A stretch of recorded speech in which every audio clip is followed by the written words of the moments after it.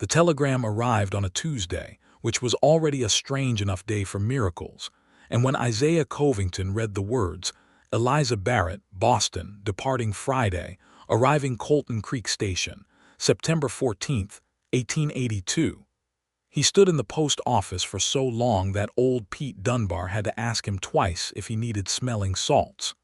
Isaiah did not need smelling salts.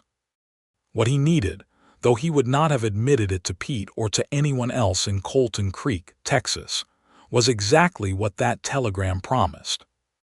He folded the paper carefully, tucked it into the breast pocket of his worn canvas jacket, tipped his hat to Pete, and walked back out into the blazing September sun where his horse, a gray roan named Shepherd, waited patiently at the hitching post.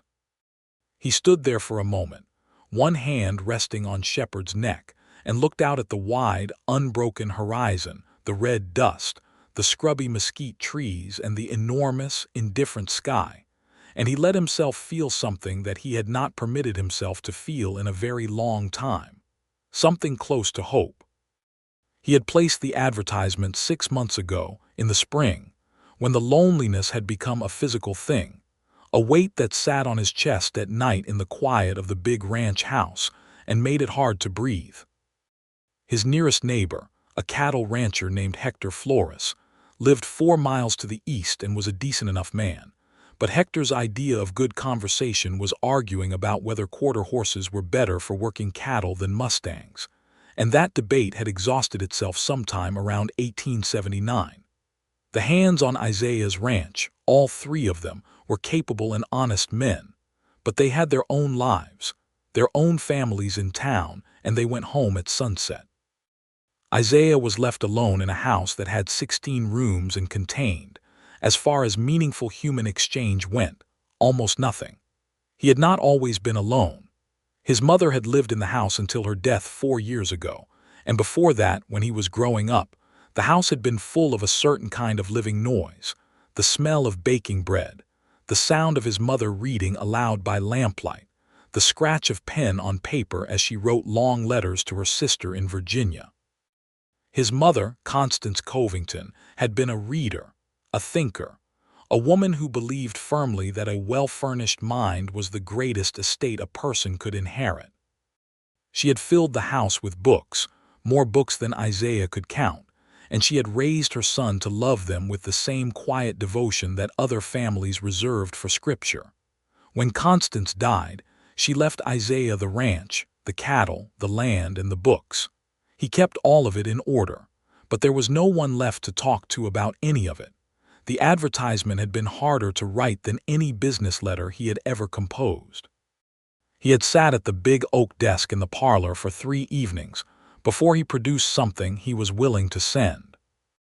He had described himself honestly, perhaps too honestly, as a rancher of 32 years, moderately prosperous, owner of the Covington spread, some 4,000 acres in the hill country near Colton Creek.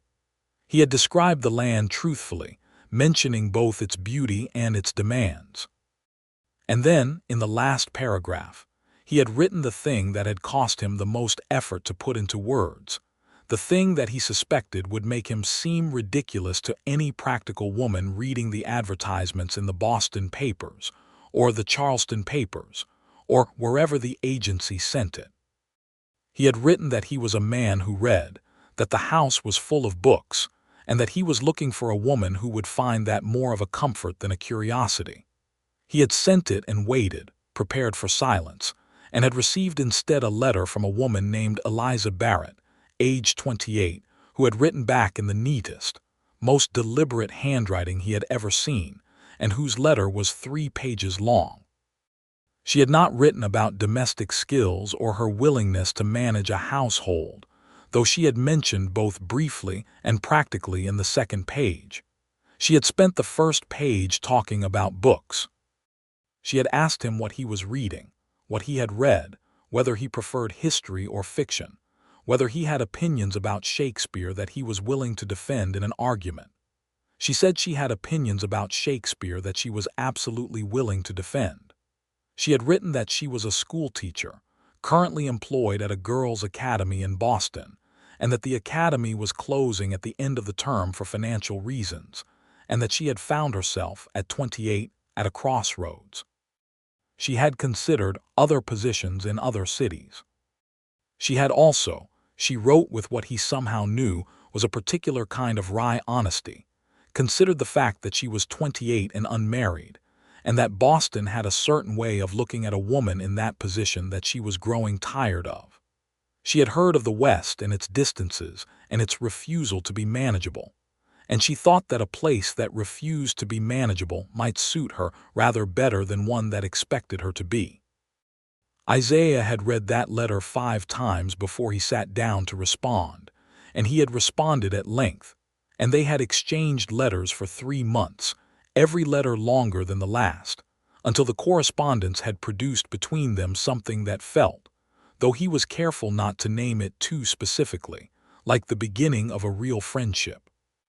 And then the agency had involved itself formally, and the arrangements had been made, and now there was a telegram in his pocket and a date circled on the calendar in his kitchen, and on Friday, September the 14th, 1882, Eliza Barrett was going to step off a train in Colton Creek, Texas, and meet the man she had agreed to marry. Isaiah rode back to the ranch at a pace that was, for Shepherd, unusually brisk. He spent the next 3 days in a state of productive anxiety. He had the ranch hands, Tom, a quiet Texan of 40 who had worked the spread for 12 years, and 2 younger men named Caleb and Lewis, help him clear the barn and mend a section of fence that had needed attention since July.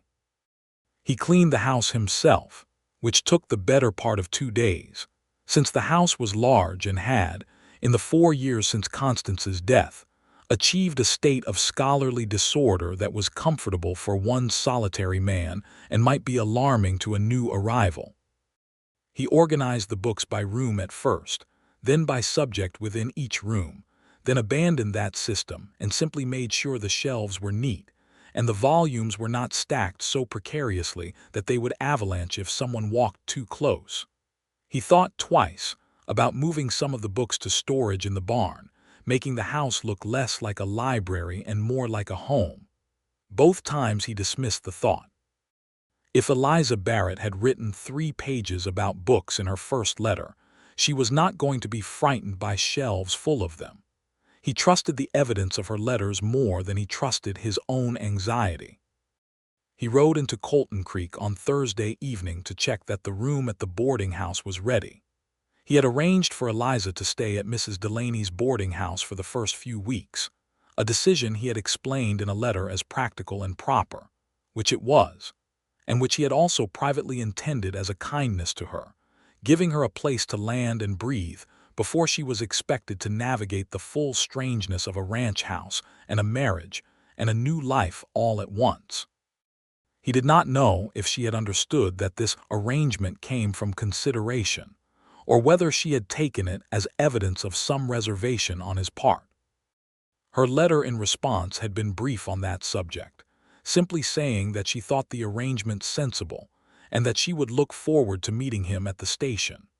Friday came in hot, the way September in that part of Texas often did, with a sky the color of bleached linen and a sun that had not yet conceded anything to the approaching autumn. Isaiah drove the buckboard into town rather than riding Shepherd, partly because it would be more practical for transporting luggage, and partly because he thought a wagon was perhaps more hospitable than arriving on horseback and expecting a woman who had just spent 4 days on a train to climb up behind him.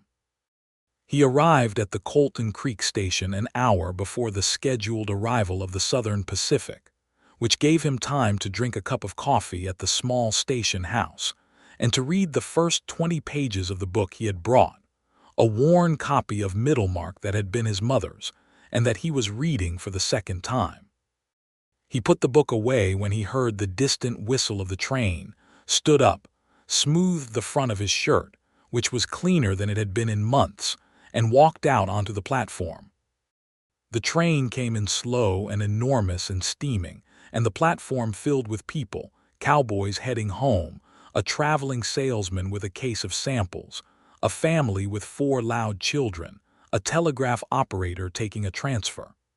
Isaiah stood near the center of the platform, watching each person who descended, and then he saw the suitcase first. It was a good, solid case, brown leather, well-traveled by the look of it, and it was heavy enough that the porter who handed it down was visibly straining. And the reason it was heavy was apparent even from 10 feet away, because it was not quite closed, and through the gap between the lid and the case, the spines of books were visible, packed in tight, with no space wasted. The woman who descended after the porter set the case down was not quite what Isaiah had imagined, though he could not have said precisely what he had imagined. She was tall for a woman of the era, with dark brown hair pinned up under a straw traveling hat that had survived the journey in reasonable condition, and she wore a dress that was practical in color and cut, a deep blue that had probably been darker before 4 days of train travel. She was slender but not delicate-looking. Her eyes, when they swept the platform in that particular way of someone newly arrived in an unfamiliar place, were the color of dark amber, and they missed nothing. She spotted him before he spoke because she was the kind of person who had already assessed the situation and drawn conclusions. And the conclusion she had drawn was that the tall, broad-shouldered man in the clean shirt who was standing very still and watching her with an expression of careful restraint was probably Isaiah Covington. She walked directly to him, picked up her suitcase herself despite its weight, which he would have offered to carry but did not have the chance to, and stopped 2 feet away and looked at him. "Mr. Covington," she said. "Miss Barrett," he said. There was a moment between them that lasted perhaps 3 seconds, in which both of them were doing the work that people do when they first encounter someone they have known only through letters, the work of matching the voice and the face and the physical presence to the words on paper, of deciding whether the person in front of them is consistent with the person they have been corresponding with. Isaiah spoke first. "You brought books," he said. And Eliza Barrett, who had been composing proper and sensible first remarks in her head for the last 200 miles, looked down at her suitcase and then back up at him, and a smile crossed her face that was entirely genuine and slightly startled, as though she had not expected to be understood so quickly. "I always bring books," she said. "Good," Isaiah said, and there was something in his voice that she would think about later, lying awake in the neat room at Mrs. Delaney's boarding house, something that was not quite relief but was very close to it, something like the sound a door makes when it opens after a long time. "I have more here," he said, "if you run out." "I brought enough for approximately 2 years," she said. "Then between us we are well equipped," he said. He took the suitcase from her before she could protest, and she let him, which was its own kind of communication, and he carried it to the buckboard without apparent difficulty, though he adjusted his grip twice, and she walked beside him and looked at Colton Creek, at the main street with its saloon and its general store and its small church and its scattering of houses, at the red dust on everything, at the enormous sky. "It's bigger than I thought," she said. "The sky. People say that," he said. "Either it frightens them or it doesn't. Which was it for you?" He looked at her because it was an interesting question, the kind she would ask, the kind that assumed he had once had to reckon with his own landscape rather than simply having been born into it. "I grew up here," he said. "But there was a time when I was about 12 when I went with my mother to visit her sister in Richmond, and when we came back, the sky looked larger than it had when I left. I think you have to leave something to see its size properly." Eliza was quiet for a moment, and then she said, "I think that is true of most things." He helped her up onto the buckboard seat, which was, in the politeness of the gesture, the first time their hands touched briefly, his steadying hers as she climbed. Her hand was warm from the journey, and there were ink stains on her first 2 fingers that he noticed because he had the same, generally, on his own. He drove her to Mrs. Delaney's boarding house, which was the cleanest establishment in Colton Creek, and was run by a cheerful, round-faced Irish widow who had come to Texas 20 years ago with her late husband and had stayed because, as she told everyone who asked, She had unpacked too many boxes to ever reasonably pack them again. Mrs. Delaney met Eliza at the door and swept her inside with the efficiency of someone who had been welcoming travel-weary women for decades, and Isaiah stood at the door with the suitcase of books. "I'll call tomorrow," he said, "if you're rested. There's no obligation if you need more time." "What time tomorrow?" Eliza asked from the hallway, turning back to look at him, and there was something direct and alert in the question that he appreciated, the lack of performance in it. No coyness, no social delay, just a real question wanting a real answer. 10 in the morning, he said. "I thought I might show you the town such as it is, and then drive you out to the ranch if you're willing. You don't have to commit to anything before you've seen what you're considering." She studied him for a moment. "That's very fair," she said. "I try to be," he said, and meant it. He drove home in the late afternoon light, with the sky turning colors that had no name in any language he knew, deep orange and a particular purple that appeared only in that narrow hour before full dark. And he thought about the way she had asked what time tomorrow, and the ink on her fingers, and the way she had said she brought enough books for 2 years as though that were simply a reasonable thing. He went inside the big house and stood in the parlor among all his mother's books and his own, the shelves running floor to ceiling on 2 walls, the volumes in no particular order now but present, solid, real, and he thought that whatever else happened, whatever complications the coming weeks might produce, he had at least been right about one thing. She was exactly who her letters had said she was. He built a fire in the kitchen stove and made a simple supper and sat afterward with Middlemark open on the table. And for the first time in 4 years, reading in the evening felt less like maintenance and more like something he was doing while he waited for a conversation to begin. Eliza slept 12 hours, which surprised her, since she had never slept well on trains and expected to arrive wound-tight from the journey. But the bed at Mrs. Delaney's was deep, and the room was quiet in the way that only truly still places could be quiet, a silence so complete it had texture, and she woke at 9 feeling more herself than she had in months. She had tea with Mrs. Delaney, who proved to be a generous and perceptive woman with opinions about the territory, about the cattle industry, and about various members of Colton Creek's population, delivered with the confidence of someone who had been observing people from a boarding house parlor for 20 years and had drawn her conclusions. "Mr. Covington is a good man," Mrs. Delaney said, refilling Eliza's cup without being asked. "His mother was one of the best women I have known in my life, and he is like her in the important ways. He's quiet, but he's not cold. There's a difference. You'll learn the difference." "What happened to his father?" Eliza asked, because she realized that the letters, for all their length, had touched on the family history only lightly. "Died when Isaiah was 11, Mrs. Delaney said. "Riding accident. Constance ran that ranch herself for years before Isaiah was old enough to take the reins properly. She did it quietly and without complaint and without asking anyone for anything. People respected her enormously for it." She paused. "Some of the men in town thought she shouldn't be running a spread that size without a husband. She ignored them. Isaiah grew up watching her ignore them." Eliza considered that. "That must have formed him in a particular way," she said. "Yes," said Mrs. Delaney.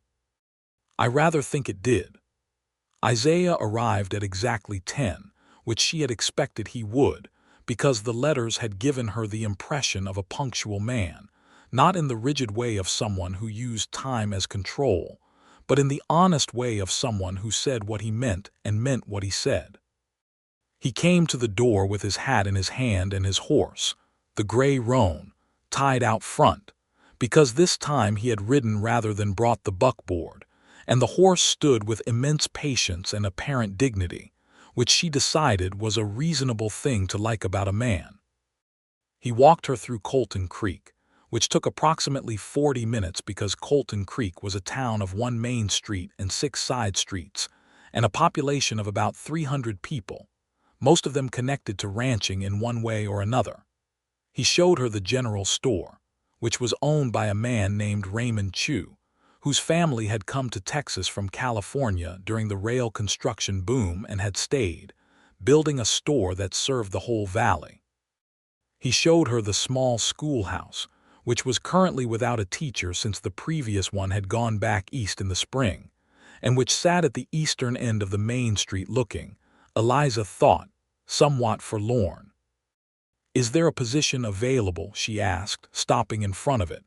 Isaiah looked at her with something that might have been surprise, though he recovered quickly. "There is," he said.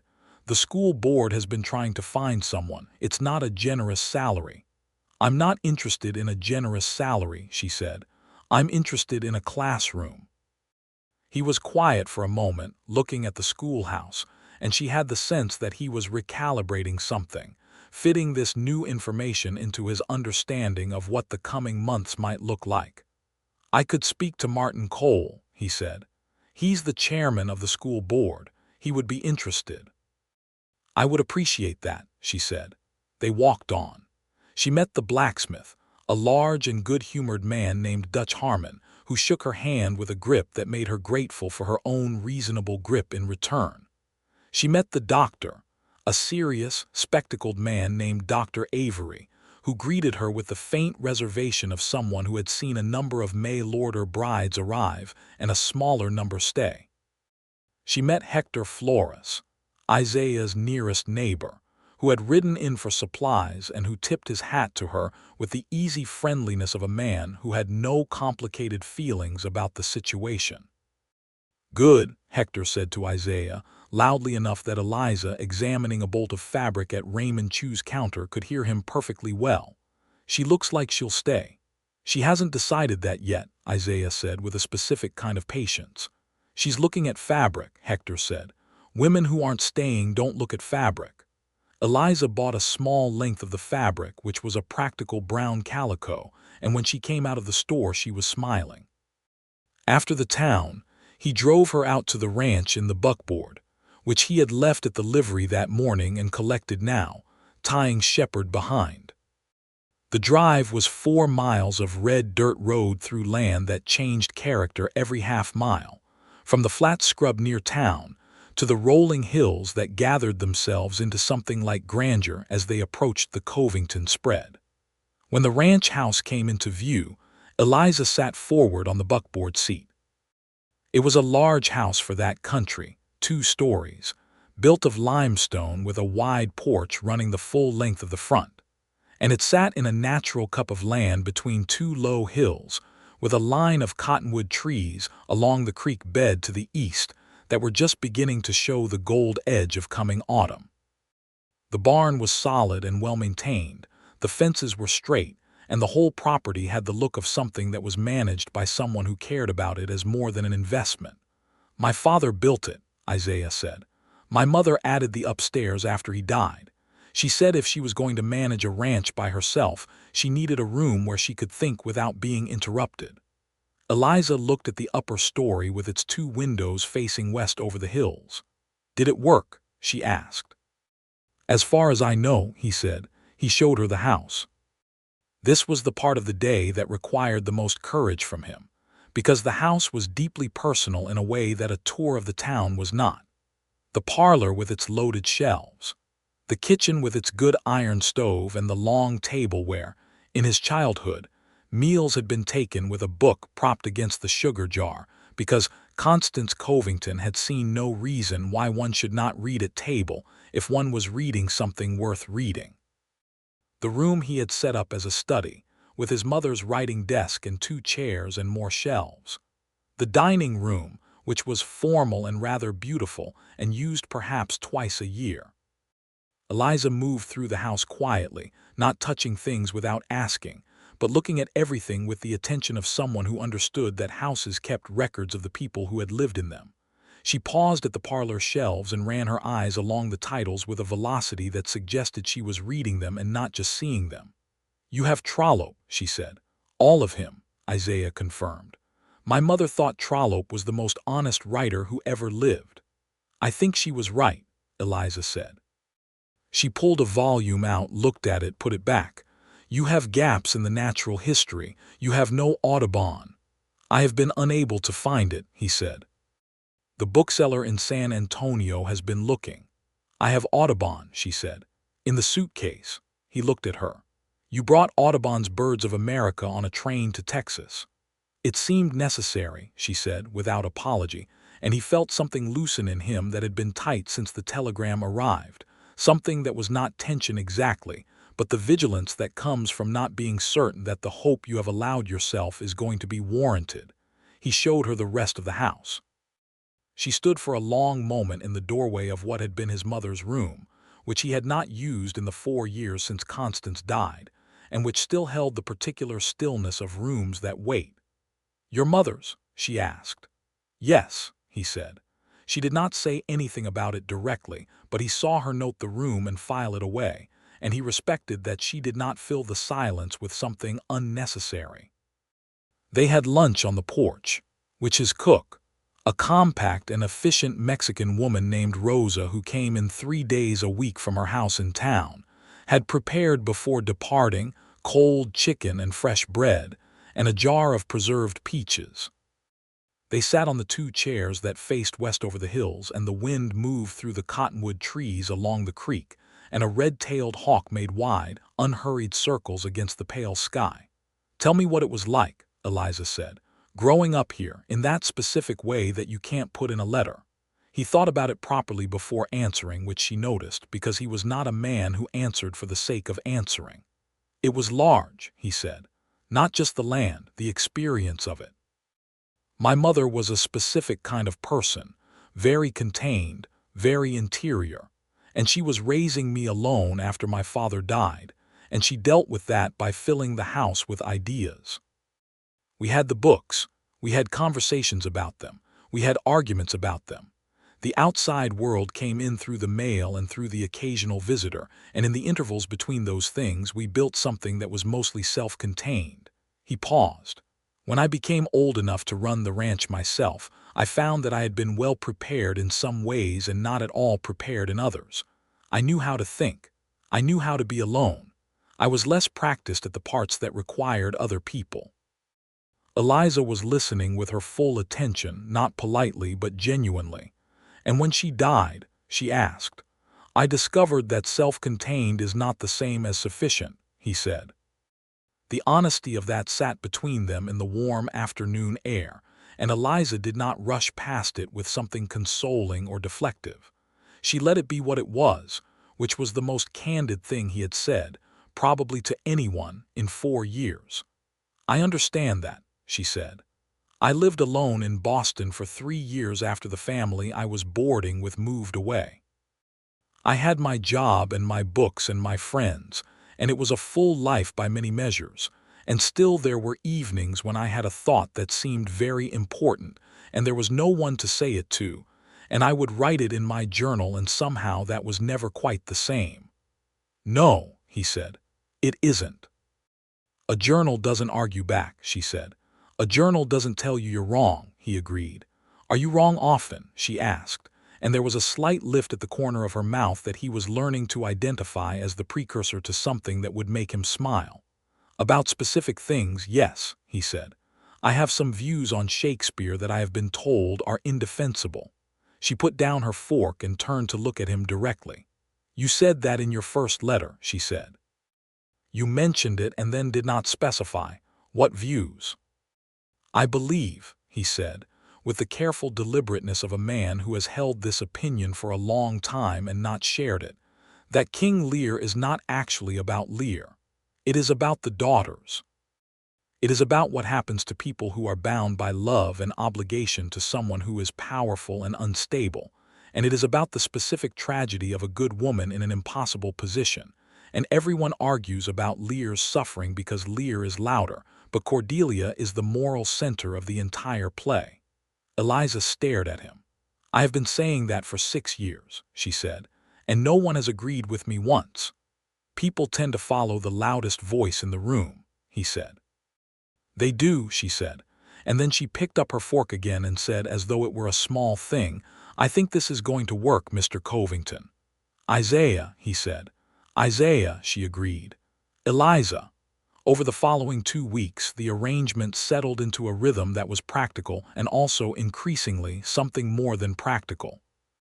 Eliza stayed at Mrs. Delaney's during the week and rode out to the ranch on Tuesdays and Saturdays with Isaiah, who came to collect her in the buckboard with the kind of punctuality that she had already learned was one of his consistent qualities.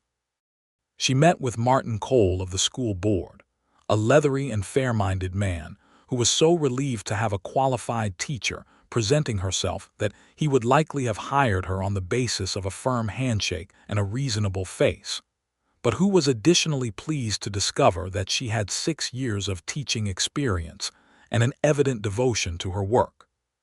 She started at the schoolhouse in the first week of October, with 14 students ranging in age from 6 to 14, the children of ranchers and townspeople, and in 2 cases, of families that lived at the edge of the valley in conditions that were clearly difficult. She met those 2 children, a girl named Pearl and a boy named Tomaz, on the first day, and noted the quality of their clothing and the carefulness with which they handled the school books, and understood both that these were bright children, and that they were managing something at home that required more energy than any child should have to expend. She visited their families in the second week. Pearl's mother was a widow with 3 children younger than Pearl, struggling with a failing farm plot. Tomaz's father was a laborer who worked irregular shifts at the nearby copper works. She wrote letters to 2 organizations in San Antonio that she had heard about from a teacher friend in Boston, groups that provided books and supplies to frontier schools, and she organized the lending of the schools extra books to any child who wanted them. She was not saving anyone, but she was doing what she could do with what she had, which was a principle she had learned early and held firmly. Isaiah heard about all of this on Tuesdays and Saturdays, because the conversations that had begun as correspondence had simply continued in person without losing anything in the translation, and what had been 3-page letters became long afternoons on the porch or at the kitchen table, with books open and marked and opinions offered freely and occasionally contested, with the friendly stubbornness that both of them seemed by nature to possess. He took her riding one Saturday in mid-October, when the air had finally broken and turned genuinely cool, and the hills had gone the particular gold that he loved best and could never quite describe to his own satisfaction. She rode competently, which she mentioned she had learned in the summers of her childhood in Connecticut, and they went out along the eastern pasture and up into the hills to a place where the land opened up and the whole valley was visible at once, the ranch house small below, the town a cluster of shapes in the distance, the sky the color of deep water at the edges. Eliza sat her horse and looked at it for a long time without speaking. "I know," Isaiah said, because he had brought people here before, his mother's visitors over the years, and he knew what the view did to people who were genuinely responsive to it. "I can't describe it," she said. "No," he said. "I've tried 100 times." The words are always smaller than the thing. "Is that why you love books?" she asked. "Because they keep trying anyway," he looked at her. It was a very particular question, the kind that found a thing he had never quite put into words. "Yes," he said, "I think that is exactly why." She turned to look at him then, and there was something in her eyes that was not the view, that was something else, something that had been building quietly between them in the way that real things build, not with drama but with accumulation, one honest conversation at a time, one shared opinion, one book handed across a table, one comfortable silence that did not require filling. "Isaiah," she said. "Eliza," he said. "I would like to stop staying at Mrs. Delaney's," she said. "I would like to arrange the wedding if you are still of the same mind." "I have been of the same mind since September," he said. "I was waiting for you to be certain." "I am certain," she said. "I have been certain for some time. I was being careful." "Careful is sensible," he said. "It is," she agreed. "But there is a point at which caution becomes its own kind of cowardice, and I have a low tolerance for cowardice in myself." He smiled at that, the full smile that he did not produce often, that changed his face substantially, and she thought, not for the first time, that he was considerably more handsome when he stopped being careful. "Then we should arrange it," he said. They rode back down to the ranch in the long afternoon light. And that evening, after Rosa had left and the house was quiet, they sat together in the parlor for the first time without the specific distance that propriety requires of people who have not yet made their arrangement official. Simply two people in two chairs with the lamp between them and books in their hands, and the comfortable particular silence of two people who think well in each other's presence. He looked up from his page at one point and found her already looking at him. "What?" he said. "I was thinking," she said, "that you looked different when you read." "How so?" "Less guarded," she said. "As though you stop holding yourself at a slight remove when the book has your attention." He considered that. "You may be right," he said. "It is the thing I was most given to as a child that required no defense." She understood what that meant, that there had been a time when the breadth of his interior life had required defense, when boys on ranges in 1862 Texas did not read Middlemark without developing a particular set of social habits around it. "I am sorry it required defense," she said. "It made me careful," he said. "That has not always been a disadvantage." They were married on the first Saturday in November, 1882, in the small church on the west end of Colton Creek's Main Street, which was a plain and honest building that smelled of pine and old candles, and held about 60 people, most of whom came, because in a town of 300, a wedding was an event of general interest regardless of whether you had been personally invited. Martin Cole was there. Dr. Avery was there, with slightly less reservation than he had shown in September.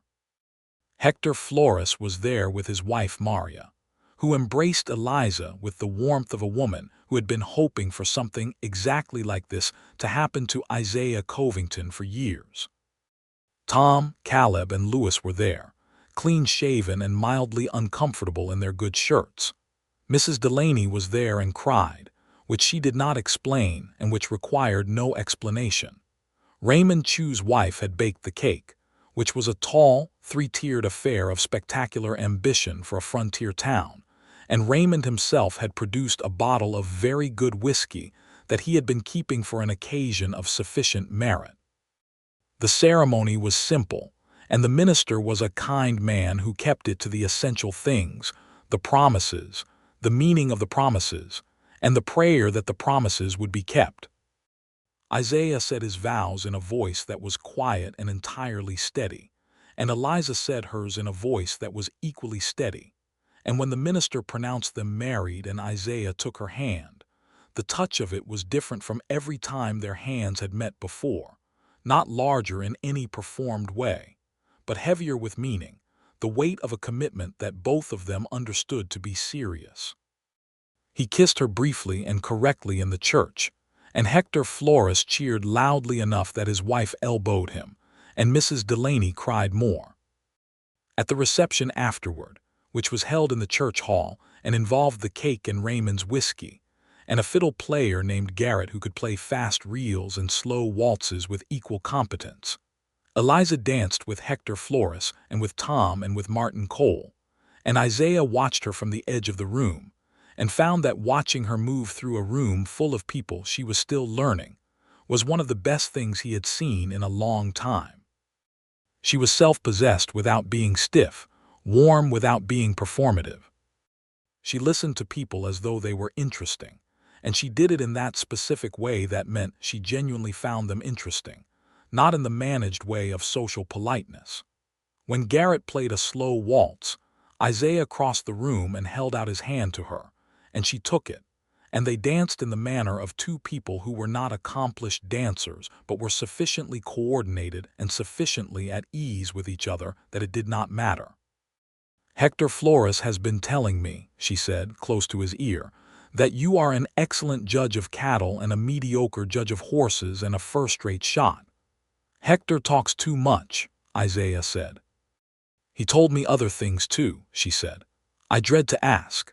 He said that when your mother died, you spent 3 months barely speaking to anyone, and then you put the whole ranch in order and went back to being who you were, and that everyone knew you were heartbroken but no one knew how to reach you, and that it was the saddest thing they had watched happen to a man who deserved better. Isaiah was quiet for a moment, moving with her through the simple pattern of the waltz. "Hector talks too much," he said again, but there was no irritation in it.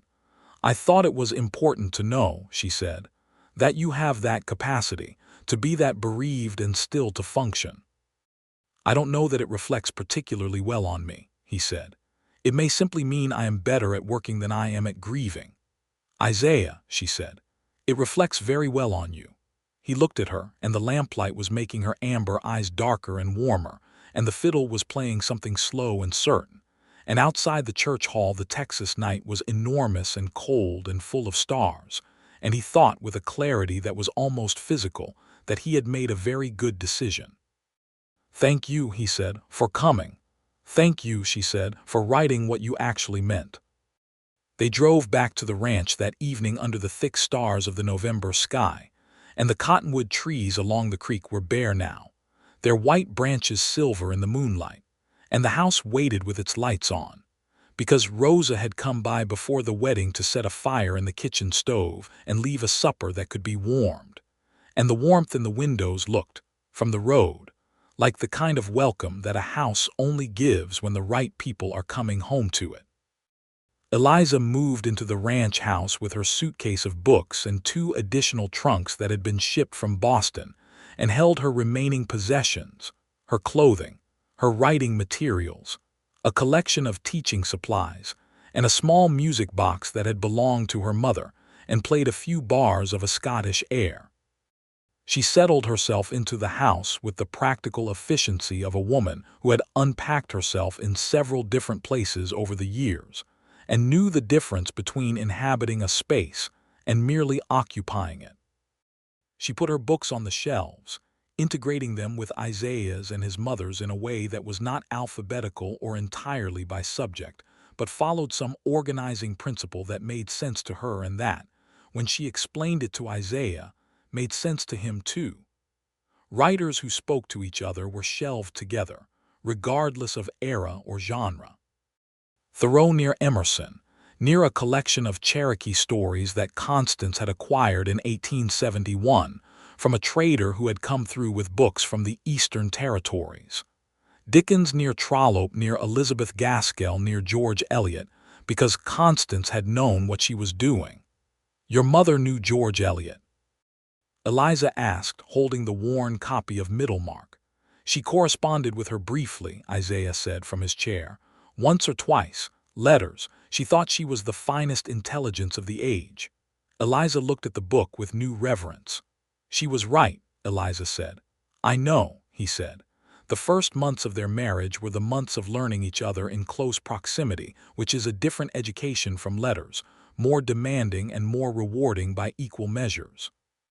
There were the small adjustments of 2 people sharing a space that each had previously had full command of, the particular ways of organizing a kitchen, the question of lamplight at what hour, the matter of how quiet silence should be at breakfast. These things were negotiated with the good humor of 2 people who were genuinely trying, and the negotiations were conducted in the same honest register as everything else between them. Isaiah was not a man who was easy to know quickly, but he was a man who was very consistent once known, and Eliza, who had an excellent memory for evidence and drew conclusions with precision, found that by December she had a reliable understanding of him that was also continuing to deepen. He was most himself in the mornings, before the working day fully began, and he could be difficult in the specific way that ranching men were difficult after a run of bad luck, which happened in January when they lost 4 head of cattle to a hard freeze that came down overnight from the north without much warning. He did not express this difficulty loudly or unkindly, but turned it inward in a way that she recognized, because she had the same tendency, and she dealt with it by leaving him alone with it for approximately 12 hours and then presenting him, the following evening, with a cup of very strong coffee and the opinion that the cattle were a loss, and a loss was a loss, but the rest of the herd was sound, and the spring would be better. And she said it in the tone of someone who meant it rather than offering comfort for its own sake. He looked at her over the coffee cup, with the expression she was learning to read as the one that preceded something honest. "My father lost 40 head in the freeze of 1866, he said. "My mother told me. She said he was depressed about it for a month, and then the spring came and she told him the same thing, that the loss was a loss but the rest of the herd was sound." "Your mother was a wise woman," Eliza said. "She was," he said. "I am glad you are like her in the important ways." That was the closest he had come to saying anything that was openly tender, and she understood it to be as close as he was going to come at that particular moment, and she accepted it for what it was and said, "Tell me more about your mother." And he did, for the rest of the evening, and it was one of the evenings that she would remember specifically for a long time. By February, the rhythm of their life had taken a shape that was its own. They were up early, as the ranch required, with Isaiah going out to the cattle and the pastures and the 100 daily tasks of running a spread, and Eliza riding into town 3 days a week for school. And on the days she was home, she managed the household accounts, which had previously been managed only approximately, and wrote letters and read and talked with Rosa, whose intelligence and practicality she had come to respect greatly. Rosa Medrano had been born in Coahuila, in Mexico, and had come north 20 years ago with her husband, who had died of a fever in 1874, and she had stayed in Colton Creek because her children were there and her garden was there, and she had, by that point, decided that staying was a form of victory. She and Eliza spoke sometimes in the mix of Spanish and English that was the lingua franca of much of that part of Texas, and Rosa taught her the words that were specific to that landscape and to that way of living, words that English did not quite have equivalents for. Isaiah watched these two women talk in the kitchen and felt something settle more completely into place in the house, the way a joint settles when you fit it right. On an evening in February, with the fire going in the parlor and the wind making its particular sound around the corners of the limestone house, Isaiah put down his book and said, "Are you happy here, Eliza?" She looked up from her own book, and he saw her consider the question with the full seriousness she brought to everything. "Yes," she said. "I am surprised by how completely. I expected to be content. I am more than content." "What made the difference?" he asked with the directness of someone who wanted to understand and not just to hear reassurance. She thought for a moment. "The children at the school," she said, "finding that there is real work here. And you," she said it simply, not with flourish. "The conversations, Isaiah, I have not had conversations like this since my mother died. Since I was a girl, really, because my mother was the one person who argued back." "I will always argue back," he said. "I know," she said. "It is one of your best qualities." Spring came with the particular violence of Texas springs, thunderstorms that moved across the hills in the evenings with lightning that lit the whole sky silver, and warm days that smelled of cedar and new grass. The cattle were doing well. The school was doing well. Eliza had arranged, through the organization she had written to in San Antonio, a regular delivery of books to the Colton Creek school, and the children responded to the books with the eagerness of children who had been given something they did not know they had been waiting for. And she wrote in her letters to her friend in Boston that she thought perhaps this was what she had been practicing for, all those years of teaching in the academy. That it had been preparation for this specific school in this specific valley, with its specific children. Tom, Isaiah's oldest ranch hand, had a daughter named Clara who was 12 and who came to school, and was the best reader in the class and the fiercest debater, which reminded both Isaiah and Eliza of each other in ways that made them exchange glances above Clara's head that contained entire conversations. In the spring, something changed between Isaiah and Eliza, not in the quality of their friendship, which had been deepening steadily, but in the particular quality of the love that had been growing beneath it and around it without being named. It happened in the way that things between honest people tend to happen, directly and without much ceremony. They were sitting on the porch one evening in April, with the hills gone purple in the dusk and the creek running fast and audible from the spring rains. And Eliza was reading and Isaiah was not reading, was looking out at the hills, and she looked up from her page and saw the expression on his face, which was not the distant look of a man thinking about cattle or fences or any of the practical things, but the open, unguarded look of a man in the grip of something that mattered to him. "What are you thinking?" she asked. He turned to look at her. "I love you," he said. "I thought you should know." She looked at him for a moment with those amber eyes that had never, in all the months she had been here, been anything less than fully present. "I know," she said. "I have known for some time. I was waiting for you to say it." "I wanted to be certain you would want to hear it," he said. "Isaiah," she said, with the particular patience of a woman who has enormous affection for a man's specific variety of caution, "I moved here from Boston with a suitcase full of books and agreed to marry a man I had never met because his letters told me he was the kind of person I had been looking for a very long time. I have wanted to hear it since February." He was very still for a moment. "Since February," he said. "At least," she said.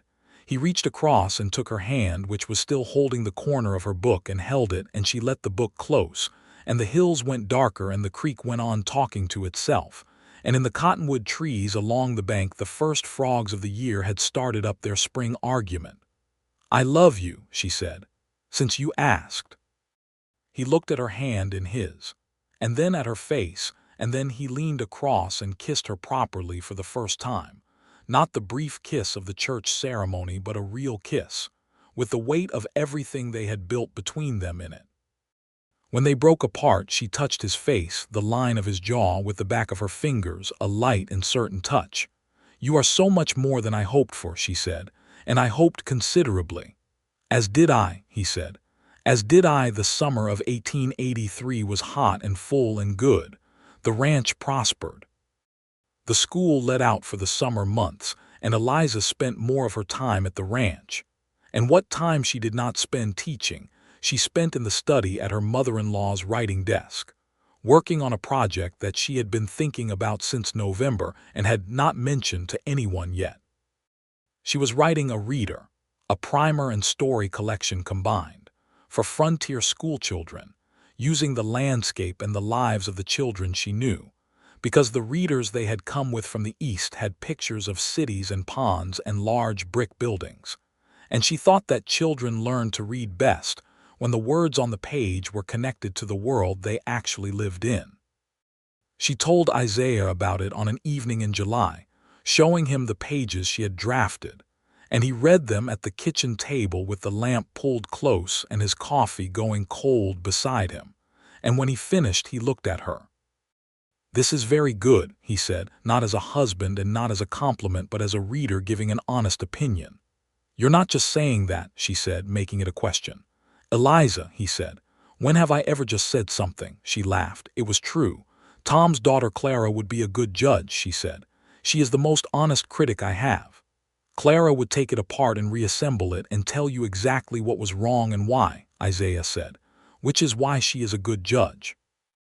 They showed it to Clara the following week, and Clara read it in an afternoon and delivered her verdict with the characteristic directness of a 12-year-old who had been raised in a house where honesty was practiced. "The chapter about the cattle drive is my favorite," she said, "but you spelled mesquite wrong in chapter 4. Eliza corrected the spelling and kept working. In the late summer, two things happened that tested and strengthened what had been built. The first was a drought. Not the worst Texas had seen, but bad enough to put pressure on every ranch in the valley. Isaiah managed it with the steady competence that was one of his most fundamental qualities, rotating the cattle through the pastures with careful calculation, drilling a second water source on the east side of the spread, and making quiet adjustments to the operation that meant they came through leaner but not broken.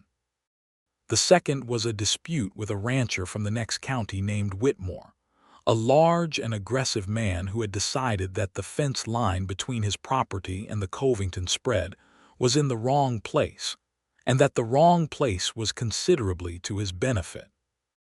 Isaiah handled the dispute by doing the thing that Whitmore had not expected, which was producing the original survey records from 1861, and the chain of title going back to when his father had purchased the land, all of it organized by Constance and filed in a tin box in the study where it had been undisturbed for 20 years. The records were unambiguous. The fence line was where it was supposed to be.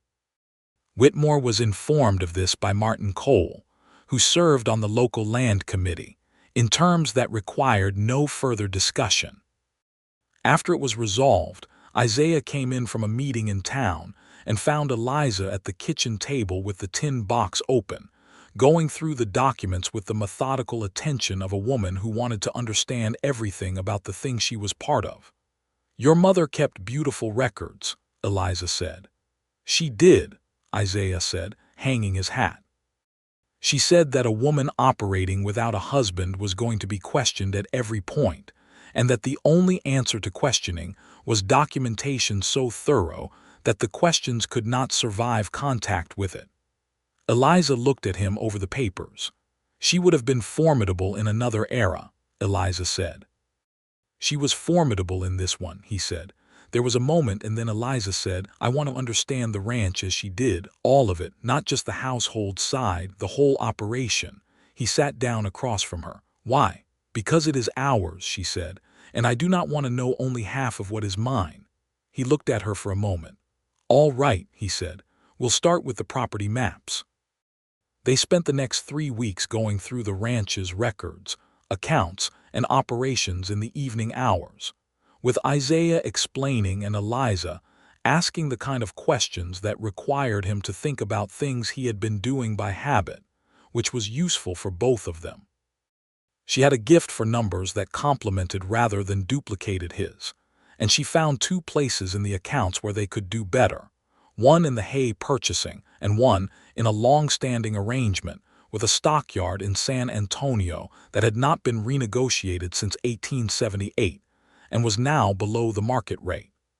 He renegotiated the stockyard arrangement in September and credited Eliza, which she did not require but which he gave anyway. September of 1883 brought a letter from a publisher in San Antonio who had heard, through a teacher in the network of frontier schools, that someone in the hill country was working on a reader for Western schoolchildren. The letter expressed interest. Eliza read it at breakfast and put it down on the table and picked it up again. Isaiah watched this. "What does it say?" he said. She handed it to him. He read it. "This is a publishing inquiry," he said. "It appears to be," she said. "Eliza," he said, "you should write them back today." "I was going to write them back today," she said. "Good," he said, and went back to his breakfast, and she went back to hers, and then she reached across the table and covered his hand with hers for a moment, briefly, in the way that they had developed, a shorthand of touch that meant thank you for the simplicity of this. She wrote back that day. The correspondence with the publisher, a firm called Hartley & Sons, proceeded over the autumn with the same rhythm that had characterized her correspondence with Isaiah 2 years earlier: long letters, specific questions, honest responses. By November they had reached an agreement in principle to publish the reader in the spring of 1884, and Eliza spent the winter in a state of productive creative effort that filled the study with pages, and filled the kitchen with the slightly distracted air of a woman whose mind is working on several things at once. Isaiah was largely untroubled by this. He had always lived in a house where someone was writing something. On the first anniversary of their wedding, November 1883, he gave her a first edition of Middlemark that he had managed through a bookseller in San Antonio who had proved over time to be a resourceful man to acquire. She sat with it for a very long time before she said anything. "Isaiah," she finally said. "Eliza," he said. "This is the most thoughtful thing anyone has ever given me," she said. "You gave me the Audubon," he said. "That was different." "Was it?" She looked at him. "It came out of my suitcase," she said. "And this," he said, "came out of mine." She reached up and drew him down to her and kissed him with the warmth of a woman who understood exactly what she had, and who did not take it for granted. December of 1883 brought the first snow that Colton Creek had seen in 3 years. A light snow that covered the hills and the ranch with an inch of white that lasted exactly one day before the sun burned it off. But while it lasted, it turned the landscape into something that bore no resemblance to the red and gold country she had arrived in 14 months earlier. She stood on the porch in the cold morning air and looked at it, and Isaiah came out with 2 cups of coffee and stood beside her. "It is completely different," she said. "Same land," he said. "Same land," she agreed. "Same." She had been thinking for weeks about something, turning it over carefully in the way she turned over everything important, and she had been waiting for the right moment, which was not about circumstance but about readiness. She took her coffee and looked at the snow on the hills and said, "I think we might have a family, Isaiah, if you want that." He was very still beside her. "I want that," he said, "if you do." "I do," she said. "I have wanted it for some time. I was waiting to be certain." "You are certain now," she looked at him. "I have been certain since February," she said, which was what she had said before about the other thing. And he heard the echo of it and understood that she was telling him that the two things were not separate in her mind, that the wanting of children was part of the same wanting that was him, that was this place, that was this life she had come to in a suitcase heavy with books.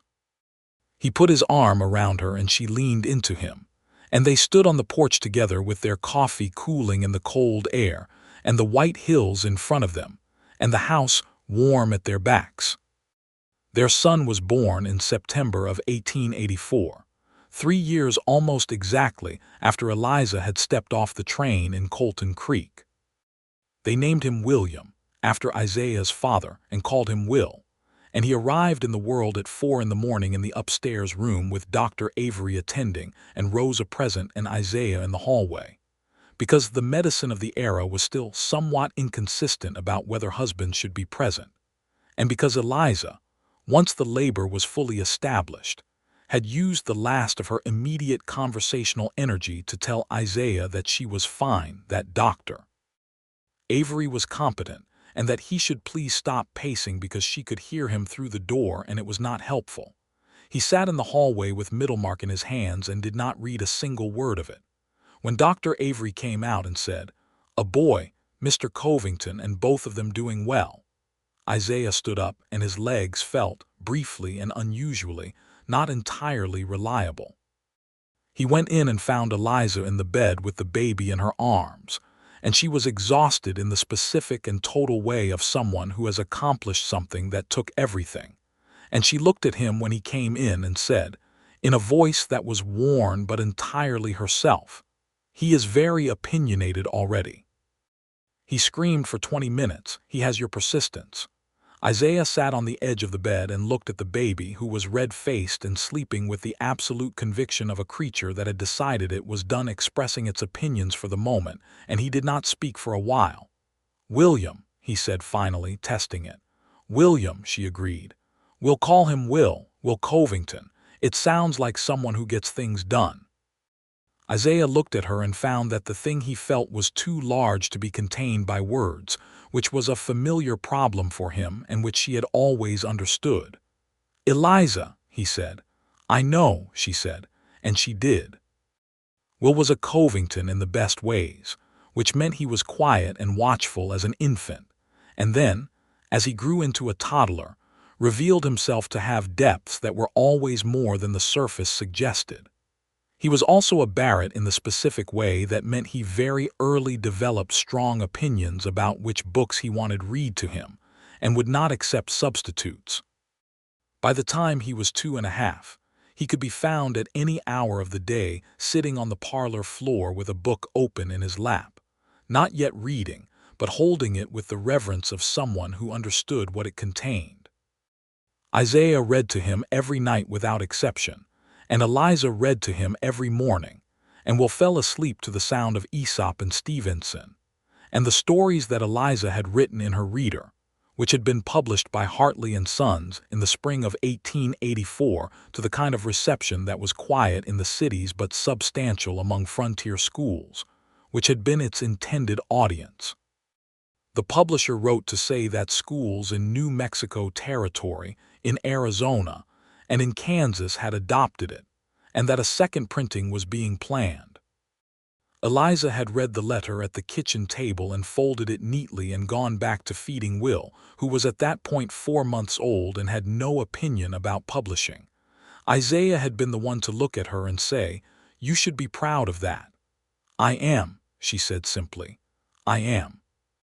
Clara, Tom's daughter, had by this point become something of a fixture at the ranch on Saturday afternoons, riding out with her father when he came to work, and spending the afternoon in the study with whatever book Eliza had most recently declared essential.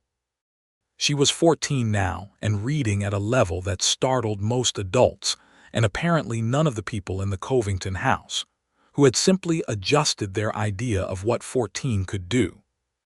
Eliza was quietly working through Rosa, through the school board, through correspondence with the San Antonio organizations, to ensure that when Clara was old enough, there would be something that amounted to a scholarship available for her, some pathway into a proper education, because Clara was precisely the kind of intelligence that the frontier consumed quietly when it did not have people fighting to protect it.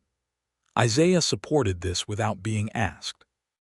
The fall of 1885 was the hardest stretch they had together, not because of any external event, but because of a letter that arrived from Boston in October, from Eliza's friend Margaret, informing her that the last family member she had in Boston, an aunt who had been her mother's sister, and who had provided a kind of loose but real connection to the life she had come from, had died peacefully in her sleep at 71.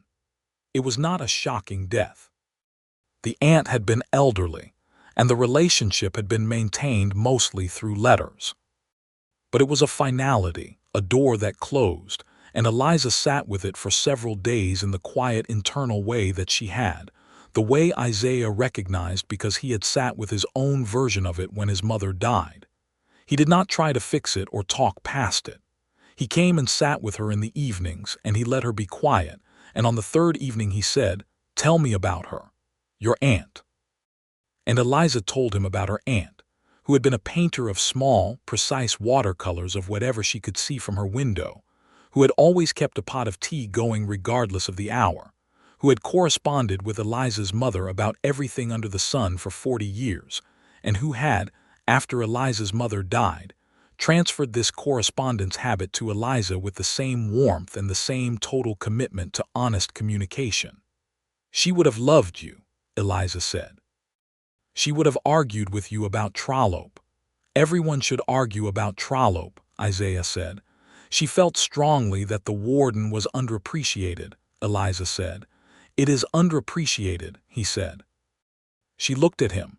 "If you agree with her about Trollope, you would have argued with her about something else." "Almost certainly," he said. "I am reliably contrarian." She laughed, which was the first time she had laughed in several days, and he heard it and felt the particular relief of hearing something return. He pulled her close that evening, and she let herself be held, which she did not always do, being a woman who had managed things by herself for long enough that yielding to the comfort of another person required a small, conscious act of will. But she let him, and he held her without saying anything more, and the fire burned in the parlor and Will slept upstairs, and outside the Texas night was clear and cold and full of its enormous stars. "I am glad I came here," she said, against his shoulder. "I am glad every day," he said, "without exception." By 1886, Colton Creek had grown. The railroad spur had extended to within 15 miles of town, which brought more people, more commerce, and a general increase in the pace of things that was both inevitable and, in specific ways, complicated. New people came who had less understanding of the existing texture of the place, the careful negotiations between different kinds of people, the ranchers and the townspeople, and the Mexican families who had been in that valley since before it was Texas, and the occasional tensions that arose required management from the people who had been there long enough to know what the place was trying to be. Isaiah was on the land committee by this point, having been pressed into it by Martin Cole, who was aging and wanted steady hands he could trust. Eliza was chair of the school board, having been elected to that position by a vote that was not unanimous but was substantial. And her work in that role involved a level of advocacy for the school's resources and students that required, on occasion, the kind of directness that not everyone in a frontier town expected from a woman, and some of them said so. She dealt with these objections the way she dealt with most obstacles, by being better prepared than the opposition, more specific, more organized, and more stubbornly committed to the correct outcome than anyone who opposed her was committed to the incorrect one. She did not raise her voice. She did not withdraw. She held her ground with the pleasant firmness of someone who had made a careful decision and was not interested in reconsidering it. Isaiah, who attended these meetings when his schedule allowed, watched her in them with a pride that was so large and so genuine that it sat in him like a physical warmth. "You are terrifying," he told her one evening after a particularly contested school board meeting in which she had secured funding for a second teaching position. "I am prepared," she said. It looks similar from the outside. In 1887, Eliza was pregnant again. This pregnancy was easier than the first in some ways and harder in others. The harder parts being that Will was now 3 years old, and at the stage of development that required constant vigilance and enormous patience, and 3-year-olds do not entirely understand that their mothers need to rest. Isaiah took on a larger share of the daily management of Will during those months, which involved a great deal of the kind of labor that was not easily named, but was nonetheless real and demanding: the reading aloud of stories at 10 in the morning, the monitoring of the pond near the east pasture, where Will had developed an obsessive interest in frogs, the firm and repeated negotiation with a 3-year-old over the matter of what constituted an appropriate number of cookies before supper. Their daughter arrived in March of 1888, which was a warm and early spring that seemed to be welcoming something. They named her Constance, after Isaiah's mother, and called her Connie, and she was from her first week an entirely different person from Will, loud and emphatic, and with opinions about everything that she expressed without hesitation and at volume. Will, who was nearly 4 and had been briefed carefully by both parents about the general concept of a sibling, regarded her with the particular mixture of delight and wariness that is specific to eldest children meeting their successors. "She is loud," Will said on the second day, standing at the edge of the bed looking at his sister. "She is," Isaiah agreed. "Is she going to stay loud?" Will asked. "Very possibly," Eliza said. "It may be a permanent feature." Will considered this. "All right," he said, with the philosophical acceptance of someone who has been raised to take the world as it is and work with it. Connie was, in fact, loud in the specific way of a person who knew what she thought and saw no reason to be quiet about it. And by the time she was walking, she was already showing the characteristic that would define her for the rest of her childhood: an absolute refusal to be managed by anyone except on her own terms, which were negotiable but only barely. She loved the ranch with a physical totality, the horses and the cattle and the wide land, and the smell of the creek and the hills that went gold in October, and she could be found at any free moment attempting to follow her father or Tom or Caleb through whatever the working day included, and had to be extracted from various agricultural situations with a consistency that wore on everyone except her. Will read.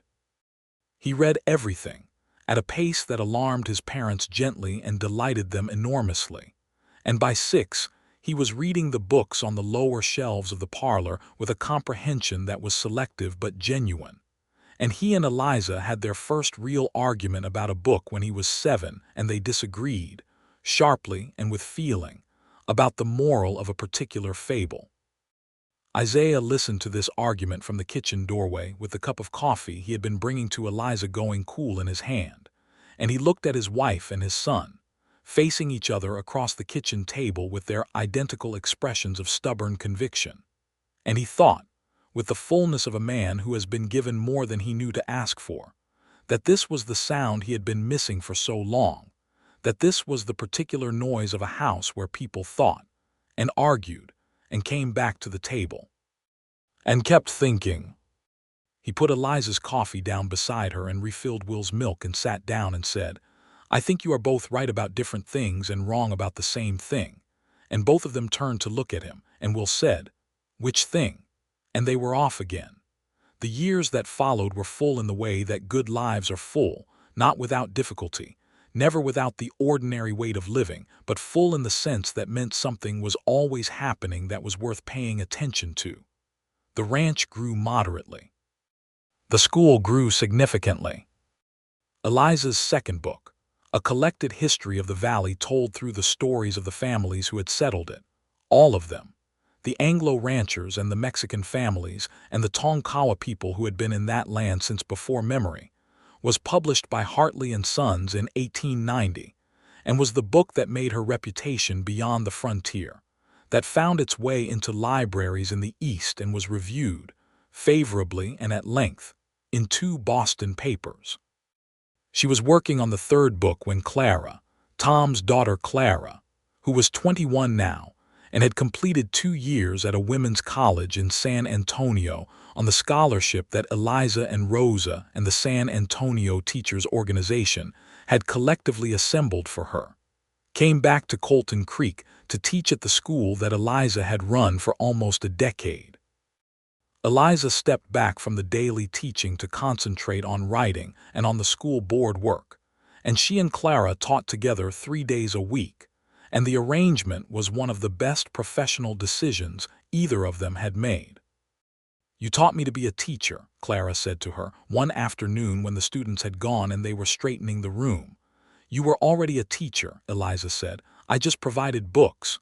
"You provided books," Clara said, "and arguments and the example of a woman who thought that being right was worth the trouble of making sure of it." Eliza looked at her for a moment. "Your father is a good man," she said. "He let you become yourself." "He did," Clara said. "And you showed me what that looked like." Isaiah turned 50 in 1900, which was a year that the whole country felt as a threshold, and Colton Creek marked it with a civic event that was partly a New Year's celebration and partly a moment of communal reckoning about what the town had been and what it intended to become. It had grown to over 800 people by then. The railroad spur had become a full line. The school had 3 teachers. The general store that Raymond Chew had run for 20 years was now run by his son, and the blacksmith shop had become a smithy and a small hardware business. The town was no longer a frontier town in the strictest sense of the word, but it had not entirely lost the quality that made it specific, the particular directness of its people, the absence of the performance that thicker settled places required.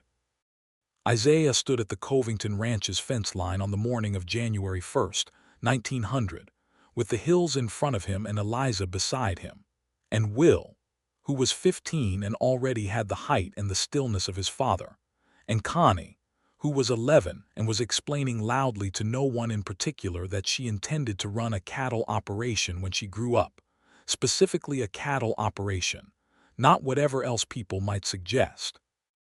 And the morning was cold and clear, and the sky was exactly the color it had always been, that particular Texas blue that had no adequate name. "What are you thinking?" Eliza asked, which was what she always asked when he was quiet at the horizon. "That it is a good deal more than I expected," he said. "When you wrote the advertisement," she asked. "When I wrote the advertisement," he said. She took his hand, which was warm despite the cold morning air because he ran warm, which she had learned in the first week and still found, after 16 years, a reliable comfort in winter. "What did you expect?" she asked. He thought about it as he always thought about things before he said them. "Company," he said. "Someone to talk to. Someone to argue with. Someone who would look at the books and understand what they meant in the room." "And what did you get?" she asked. He looked at her, at this woman who had arrived on a September afternoon with a suitcase that was too heavy to carry easily and a mind that was too large to keep to herself, who had argued with him about Cordelia and about the drought accounts and about the proper organization of bookshelves and about the school board budget and about fable morals with a 7-year-old, who had written 3 books and taught 100 children, and learned the names of every plant on the property from Rosa, and become so thoroughly a part of this land that the land seemed to have been arranged for her specifically, who had given him Will and Connie, and 16 years of evenings on the porch and mornings at the kitchen table, and every conversation he had been hungry for in all the years before she came. "Everything," he said. "I got everything." She leaned into him, and Connie was still holding forth about cattle operations, and Will had picked up a stick and was doing something contemplative with it that probably involved thinking, and the hills were cold and gold, and the sky was the same sky it had always been, enormous and indifferent and beautiful. In the spring of that year, they planted a kitchen garden together, which Eliza had been meaning to do properly since 1885, and had never quite gotten to because other things had always required the same attention.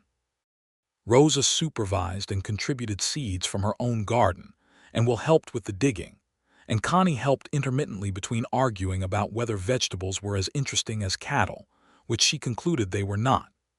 Isaiah built a low stone wall around it, the limestone fitting together with the care that he brought to everything physical, and Eliza planted herbs along the south-facing side, rosemary and sage and thyme, because she had read that those grew well in the hill country, and indeed they did. They would tend that garden for many years, adding to it and taking from it, and it would become one of the things about the ranch that visitors remembered, not the size of it or the quality of the cattle or the view from the hills, but the small walled garden at the back of the house where the herbs grew in rows, and there was always something being tended.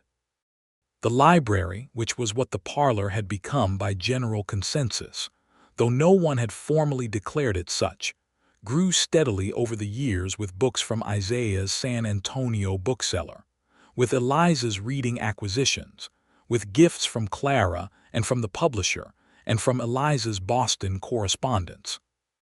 Will contributed to it as he grew and began reading more widely and with more specificity, bringing home books from school trips to San Antonio and from the increasing mail-order catalogs that the booksellers were producing. Connie contributed to it grudgingly and specifically, adding books about cattle and land management, and later, about animal husbandry and ranch operations, which she pursued with the same intensity she brought to everything. When Will was 17, he told his parents that he wanted to study law. He said it at the kitchen table over supper in the direct way that both of them had always encouraged, and Isaiah looked at him for a moment and then said, "You would be a good lawyer." "Why?" Will asked, wanting the reason, not just the encouragement, which was how he had always been. "Because you already know," Isaiah said, "that being right is not the same as being persuasive, and that the gap between those two things is where law lives." Will thought about that. "Mom taught me that," he said.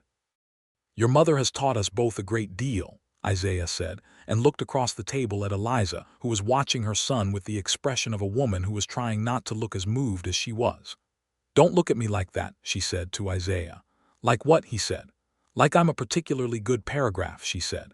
He smiled the full smile that still changed his face substantially and that she had never in all the years taken for granted. "You are," he said, "a particularly good paragraph." Every time. She threw her napkin at him, which made Connie laugh and Will look mildly scandalized, and Isaiah catch it with the ease of a man who had learned his wife's particular vocabulary of affection over a long time and met every part of it with equal delight. Will went to read law in San Antonio in 1902, and the house was quieter without him in it, though it was not quiet in any way that felt empty, because Connie, who was 14 by then, generated enough energy and noise and activity for several people, and Rosa was in the kitchen 4 days a week by this point, and Clara came to supper on Thursdays, and Hector Flores and Maria came for Sunday meals in the summer months, with the reliable warmth that they had been bringing to the ranch for 20 years. Eliza finished her 3rd book that year and started her 4th, which was a history of education on the Texas frontier, told through the schools she knew, and the teachers she had corresponded with over 2 decades of being one herself. It was the largest project she had taken on, and she worked on it in the mornings, at the desk in the study, with the window open in the warm months and the lamplight steady in the cool ones. And Isaiah respected her working mornings with the absolute reliability of a man who understood that a person's work was part of the person. On an evening in the autumn of 1903, with 21 years of marriage behind them and the hills as gold as they had ever been in the October light, Isaiah and Eliza sat on the porch in the same 2 chairs that had been there since before she arrived, though they had been repaired twice, and the cushions were new. The creek was running, and the hawk was making its circles, and the cottonwood trees were in their full autumn gold, and Connie was in the barn with the horses, which was where she could be found at any evening hour, and Will had written a letter from San Antonio that had arrived that morning, and that they had read together over breakfast, a letter full of news about his studies and his opinions and his friends, a letter that was 3 pages long. Eliza was reading and Isaiah was reading, and the lamp between them was steady and warm. He looked up from his page. She was already looking at him. It was the thing that still, after 21 years, produced in him a sensation that he could not accurately describe except to say it felt like having the right word for a thing you had been trying to name for a long time. "The Audubon is falling apart," she said. "The spine is going." "I'll write to San Antonio," he said. "There may be a good bookbinder." "There's one in Austin now," she said. "Clara mentioned him." "I'll write to Clara," he said. "I'll write to Clara," she said. "You'll forget." "I won't forget," he said. "You will be thinking about the south fence line before you finish this sentence," she said. He considered. She was right. "Write to Clara," he said. She turned back to her book, and he turned back to his, and the fire burned inside and the creek ran outside, and the enormous sky turned slowly from orange to purple, to the dense blue-black of a Texas night, star by star by star, and the 2 of them sat in the warm circle of lamplight, at home in the fullness of the life they had built between them, word by word and conversation by conversation, book by book and honest season by honest season. From the September afternoon when a suitcase too heavy with books had been handed down from a train, and a man had said, with the relief of someone whose long wait was finally over, finally, someone to talk to. And they had talked. They had argued and laughed and been quiet together, and held each other in the hard nights, and sat side by side through the best ones. And they had built between them the specific and irreplaceable thing that grows only in the space between 2 people who have decided to be completely honest with each other, to let each other be fully known, to argue back and mean it, and to come back to the table every time.